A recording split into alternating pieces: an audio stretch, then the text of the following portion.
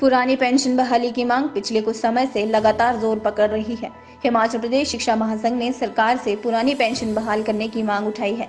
उन्होंने कहा कि सरकार को पुरानी पेंशन को बहाल करना चाहिए। यदि ऐसा नहीं होता तो सरकार को एक सम्मानजनक सुरक्षित पैमाना निश्चित करना चाहिए।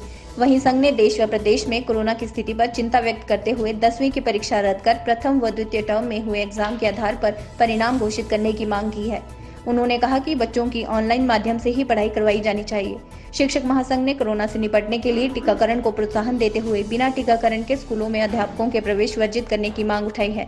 संघ ने 1 मई के बाद रोटेशन के आधार पर अध्यापकों को स्कूलों में बुलाने की मांग उठाई है। फर्स्ट वर्डिक मीडिया के लिए शिमला से ब्यूरो रिपोर्ट। आपने कॉन्फ्रेंस की है क्या? मैं पवन मिश्रा, अखिल भारतीय संयुक्त मंत्री अखिल भारतीय राष्ट्रीय शैक्षिक महासंघ और यहाँ प्रांत में प्रांत संगठन मंत्री हिमाचल शिक्षक महासंघ। हमारे जो मुख्य विषय हैं जिसमें पुरानी पेंशन नीति, इसका विषय आजकल बहुत संवेदनशील हो गया है और बहुत से लोग जो हैं वो असुरक्षित महसूस कर रहे हैं। तो माननीय मुख्यमंत्री जी से 23 अभी अप्रैल को बात की, हमने विषय रखा कि भी पुरानी पेंशन नीति पर आपको सोचना चाहिए। उन्होंने कहा कि मैं जल्द ही एक कमेटी की घोषणा करने वाला हूं, क्योंकि पुरानी पेंशन का मुद्दा केंद्र से जुड़ा हुआ है। तो हम कमेटी बनाकर कैसे जो कर्मचारी हैं उनको सुरक्षित किया जा सके, तो उस पर हम जल्दी कमेटी में सुझाव केंद्र से देंगे और सरकार जो राज्य से जो कर पाई हम करेंगे। इसमें दूसरा विषय जो बहुत ही महत्वपूर्ण था कि ये जो टीजीटी से प्रवक्ता बनते थे, प्रवक्ता से मुख्याध्यापक बनते थे पहले, पर 2010 में बंद कर दिया कि जो प्रवक्ता बन जाएगा वो प्रवक्ता के रास्ते प्रधानाचार्य बन जाएगा और टीजीटी से मुख्याध्यापक के रास्ते प्रधानाचार्य बन जाएगा। तो हमके जो पहले दोहरी जो ऑप्शन थी टीजीटी को बहाल किए जाए। अगर बहाल नहीं कर सकते हैं तो जो लोग टीजीटी से प्रवक्ता बन गए और वो प्रवक्ता से जब प्रधानाचार्य बनेंगे तो वो उनका कोटा वहां जोड़कर प्रवक्ता से प्रधानाचार्य के लिए 75% का कोटा दिया जाए और मुख्याध्यापकों के लिए 25% का कोटा दिया जाए। और एक एसएमसी का मुद्दा है, सभी जो पैट पैरा पीटी जितने भी थे सबको जो है नियमित कर दिया गया, पर एक एसएमसी वर्ग छूट गया है। उन लोगों ने भी 8-9 वर्ष इस विभाग में अपने लगा दिए हैं। अगर आप उनको निकाल दिए तो कहां जाएंगे? सड़कों पे आ जाएंगे। तो सरकार संवेदनशीलता से विचार करे और इन लोगों को भी चरणबद्ध तरीके से तर्क संगत नीति बनाकर इन लोगों को भी नियमित करे या अनुबंध पर लाए। ऐसी हम चर्चा मांग माननीय मुख्यमंत्री माननीय शिक्षा मंत्री के सामने रखी है और उनको मुझे लगता है इस मांग को पूरा करना चाहिए।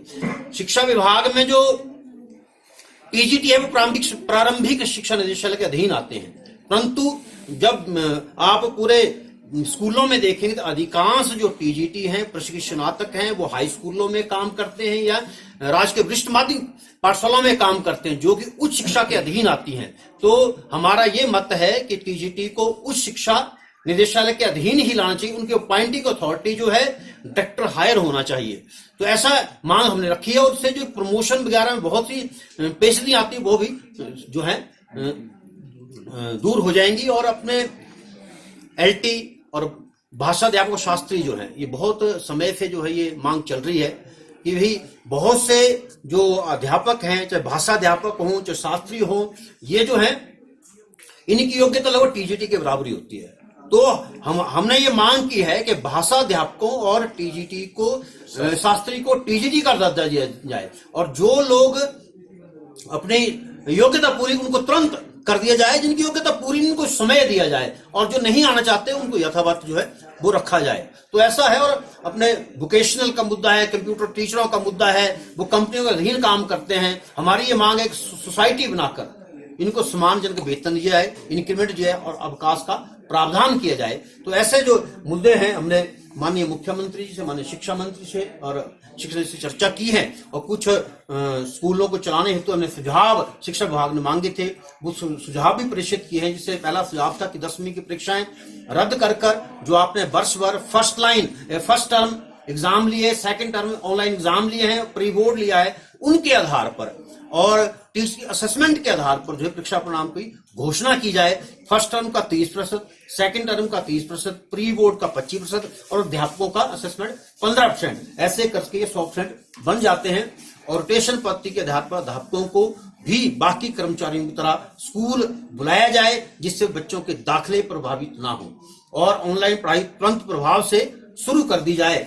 और सरकार चाहे तो ऐसा करें कि स्कूल वही लोग आ सके जिन्होंने टीकाकरण किया हो। जो टीकाकरण के योग्य हैं, बच्चे हैं चाहे अध्यापक हैं, उनको टीकाकरण अनिवार्य किया जाए। तो ऐसे बिंदुओं पर लगभग हमने सरकार से चर्चा की है और एक जो प्रधानाचार्य और मुख्याध्यापक परंतु उनके बनते हैं, ये बीईओ बनते हैं, सीएसटी बनते हैं, इनके लिए 3 महीनों की प्रशासनिक कार्यशाला का आयोजन किया जाए।